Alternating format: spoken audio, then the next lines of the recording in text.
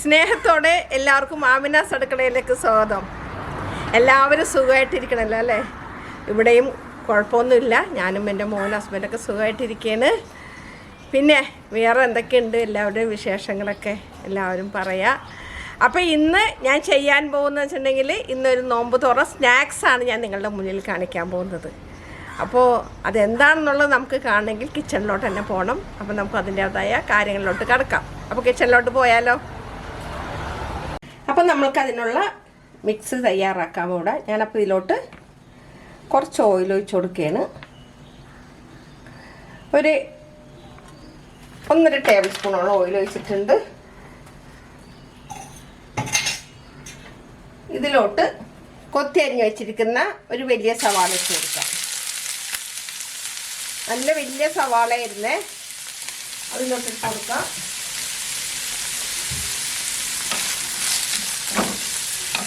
പിന്നെ നമ്മൾക്ക് ഇതിൽ ഒരു ചെറിയ കഷ്ണം ഇഞ്ചിൻ്റെ പേസ്റ്റ്, വെളുത്തുള്ളി, പച്ചമുളക് ഇതെല്ലാം ഒരുമിച്ച് തന്നെ കിടന്നങ്ങോട്ട് വാടിക്കോട്ടെ. പിന്നെ നമ്മൾ ഇത് നല്ലപോലെ ഒന്ന് വാടി വരട്ടെ. ഇനി നമുക്ക് ലേശം ഉപ്പിട്ട് കൊടുക്കാം. പിന്നെ ഉപ്പൊക്കെ നിങ്ങളുടെ പാകത്തിനാണ്. ഞാനത് എല്ലാ വീഡിയോയിലും പറയുന്നുണ്ട്. ഉപ്പും എരിവൊക്കെ ഓരോരുത്തരുടെ പാകത്തിനാണ്. അത് മാത്രം നിങ്ങൾ ശ്രദ്ധിക്കുക. പിന്നെ ഇതിലോട്ട് നമുക്ക് വേണ്ടത്, ഞാൻ എടുത്തു വച്ചിരിക്കുന്നത് ഒരു ചിക്കൻ്റെ ഇതാണ്. ഞാനത് ചോപ്പ് ചെയ്ത് വെച്ചിട്ടുണ്ട്. അത് ഇതിലോട്ട് ഇട്ട് കൊടുക്കാം.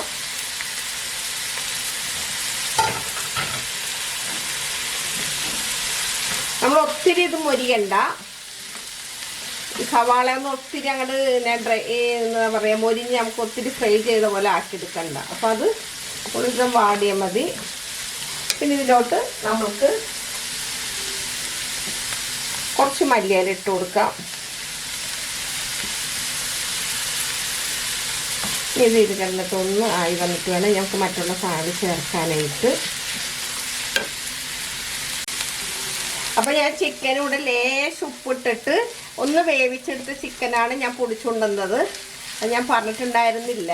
അപ്പോൾ അത് വെന്ത ചിക്കനായിരുന്നേ. ഇതിലോട്ട് നമ്മൾക്കൊരു 1/4 ടീസ്പൂണോളം കുരുമുളക് പൊടി ചേർത്ത് കൊടുക്കാം.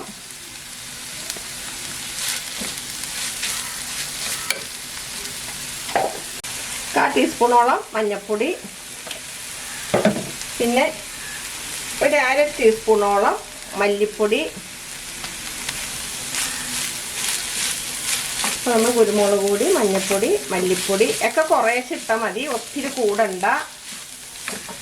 പിന്നെ നമ്മൾക്ക് ഞാൻ കാശ്മീരി മുളക് പൊടി അല്ല എടുത്തിരിക്കുന്നത്, സാധാ മുളക് പൊടിയാണ്. അതും ഒരു 1/2 ടീസ്പൂണോളം. കാരണം നമ്മൾ പച്ചമുളക് ഞാൻ ഇട്ടതെന്ന് പറഞ്ഞാൽ ഒരു 2 പച്ചമുളക് ഇട്ടിട്ടുണ്ടായിരുന്നു. അത് ചെറുതാക്കി അരിഞ്ഞെടുത്ത പച്ചമുളക് 2 ഇട്ടിട്ടുണ്ടായിരുന്നു. അപ്പോൾ എരിവൊക്കെ നിങ്ങളുടെ പാകത്തിന് കേട്ടോ. ഇതെല്ലാം കൂടെ ഒന്ന് കൂട്ടി യോജിപ്പിക്കട്ടെ. കുറച്ച് ഗരം മസാലപ്പൊടി തൂങ്ങി കൊടുക്കുക.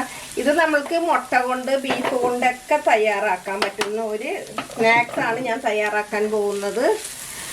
അപ്പോൾ ഇതെല്ലാം കൂടി കഴിഞ്ഞിട്ട് ഇനിയിപ്പോൾ ഞാനിത് ചേർക്കാൻ പോകുന്നത് ഉരുളക്കിഴങ്ങാണ്. ഉരുളക്കിഴങ്ങ് ഞാനിവിടെ പൊടിച്ച് വെച്ചിട്ടുണ്ട്, വേവിച്ചിട്ട് ഞാൻ പൊടിച്ച് വെച്ചതാണ്. അത് ഇതിലോട്ടൊന്ന് മിക്സ് ചെയ്യട്ടെ. നിങ്ങൾ വീഡിയോ കാണുമ്പോൾ സ്കിപ്പ് ചെയ്യാതെ കാണണം. കാരണം വെച്ചിട്ടുണ്ടെങ്കിൽ എന്നോട് പല ആളുകളും പല സംശയങ്ങളും പറയുന്നുണ്ട്. അയ്യോ അത് ഞാൻ കണ്ടില്ലല്ലോ, അതില്ലല്ലോ എന്നൊക്കെ പറയുന്നുണ്ട്. അപ്പോൾ നിങ്ങളത് ഫുള്ളും കാണാത്തത് കൊണ്ടിട്ടാണ് പല സംശയങ്ങളും നമുക്ക് വരുന്നത്. അപ്പോൾ അത് നിങ്ങൾ ഫുള്ളും കാണാൻ വേണ്ടി സഹോദരങ്ങൾ ശ്രമിക്കണം കേട്ടോ. അപ്പോൾ ഇത് നമുക്ക് എല്ലാം കൂടെ ഒന്ന് കൂട്ടി യോജിപ്പിക്കട്ടെ.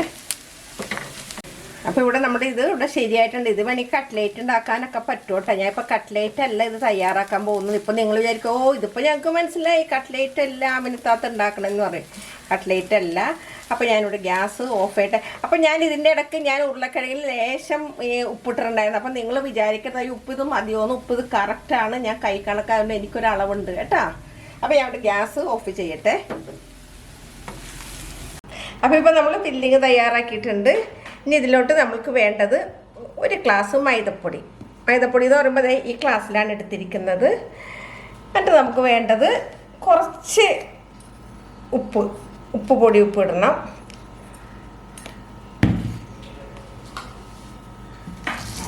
ഇതൊന്നും ഇങ്ങനെ ഒന്ന് മിക്സ് ചെയ്യട്ടെ.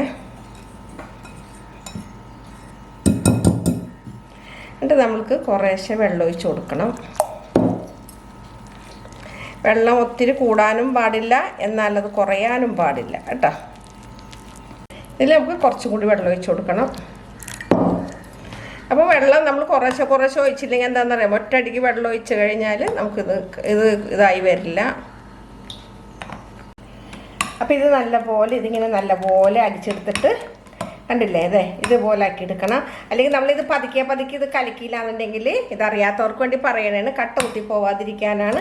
അപ്പോൾ നമുക്ക് ഇതിലും മതി. ഒത്തിരി കട്ടിയാവാനും പാടില്ല, എന്നാൽ ഒത്തിരി ലൂസാവാനും പാടില്ല. അപ്പോൾ ഇതിവിടെ തയ്യാറായിട്ടുണ്ട്. അപ്പം ഗ്യാസ് കത്തിച്ചിട്ടുണ്ട്, പാൻ അടുപ്പത്ത് വെച്ചിട്ടുണ്ട്. പാൻ ഒന്ന് ചൂടായി വന്നിട്ടുണ്ട്. ഇതിലോട്ട് നമ്മൾക്ക് ചെയ്യേണ്ടത് ഒരു കയ്യിൽ ഒഴിച്ചു കൊടുക്കുക. ഒറ്റ കയ്യിൽ കനം കുറഞ്ഞിട്ട്, ഒത്തിരി കനം വേണ്ട. അപ്പം ഇത് ഒത്തിരി മൊരിയണ്ട, എന്നാലത് എല്ലാ വശവും ഒരുപോലെ ആയി വരെയും വേണേ. അപ്പം ഇത് നമുക്ക് എടുക്കാം. ഇപ്പോൾ എടുത്ത് മാറ്റി വെച്ചിട്ടുണ്ട്. ഞാൻ ആദ്യം എടുത്തത് ഒരു കയ്യിലാണ്, അത്രയും വേണ്ട, നമുക്ക് ഒരു ഹാഫ് കയ്യിലെടുത്താൽ മതി.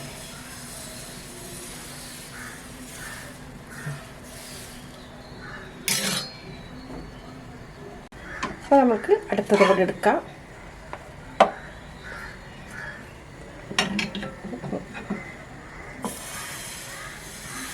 അടുത്ത സെറ്റ് ഒഴിച്ചിട്ടുണ്ട്. അപ്പോൾ ഞാനിത് വേഗം എല്ലാം ചുട്ടെടുക്കട്ടെ. അപ്പോൾ നമ്മൾക്ക് കണ്ടില്ലേ, ഇതുപോലെ കനം കുറഞ്ഞ ഷീറ്റാണ് വേണ്ടത്. വളരെ നൈസായിട്ടുള്ള ഷീറ്റ് വേണം. ആദ്യം നമ്മൾക്കിങ്ങനെ ലേശം പശ തേച്ച് കൊടുക്കാം. എന്ത് പശയാണത്? മൈദാടാ.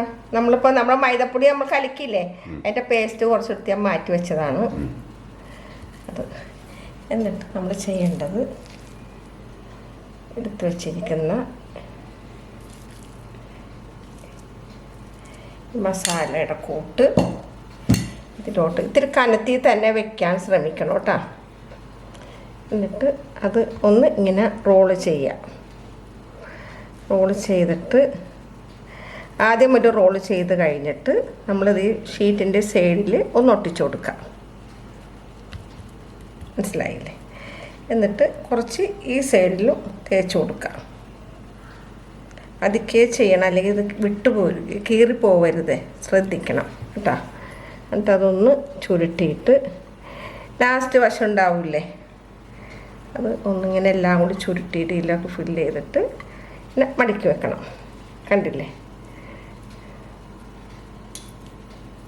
ഇവിടെ മാറ്റി വയ്ക്കാം.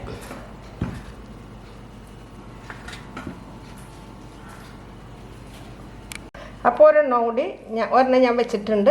ഇനിയിപ്പോൾ അടുത്തതും കൂടി ഇതിങ്ങനെ പതുക്കി ഒന്ന് പരത്തിയിട്ട് വേണം വെക്കാനായിട്ട്. ഇതിൻ്റെ ചുറ്റും നമുക്കിതുപോലെ, ഇത് പതുക്കെ ചെയ്തില്ലെങ്കിൽ എന്താ പ്രശ്നമെന്ന് പറയുമ്പോൾ പൊട്ടിപ്പോകും. നമ്മൾ ഉദ്ദേശിച്ച രീതിയിൽ നമുക്കിത് മടക്കാൻ പറ്റില്ല. അപ്പോൾ ഇത് പതുക്കെ ചെയ്യണം.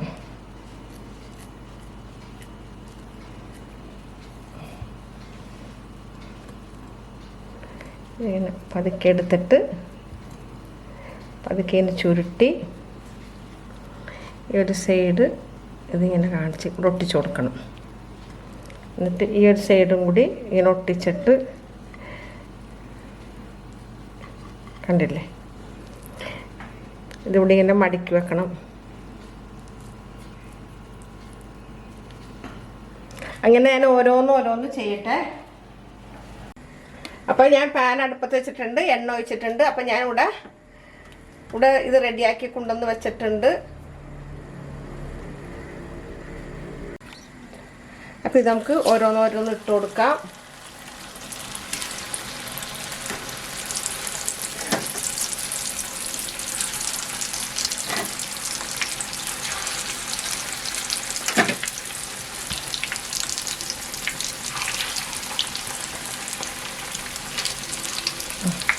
അത്ര വെള്ളിൽ കിടന്ന് മൊരിയട്ടെ.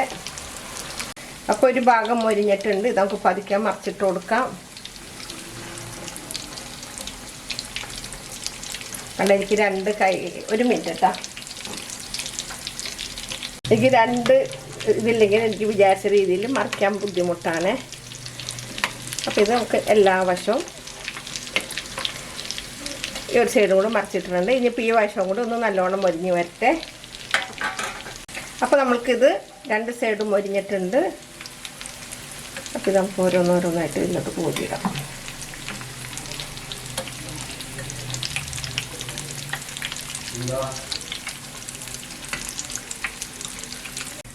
അപ്പോൾ ഇനിയിപ്പോൾ നമ്മൾ അതെടുത്ത് മാറ്റിയിട്ടുണ്ട്. ഞങ്ങൾക്ക് 2 കൂടെ ഉണ്ട്, അതുകൊണ്ട് ഇട്ട് കൊടുത്തേക്കാം. അതുകൊണ്ട് മൊരിയട്ടെ. അപ്പോൾ നമ്മളുടെ ബാക്കിയുള്ളതും കൂടി ഇവിടെ ഫ്രൈ ആയിട്ടുണ്ട്. അപ്പോൾ നമുക്ക് കോരിയെടുക്കാം.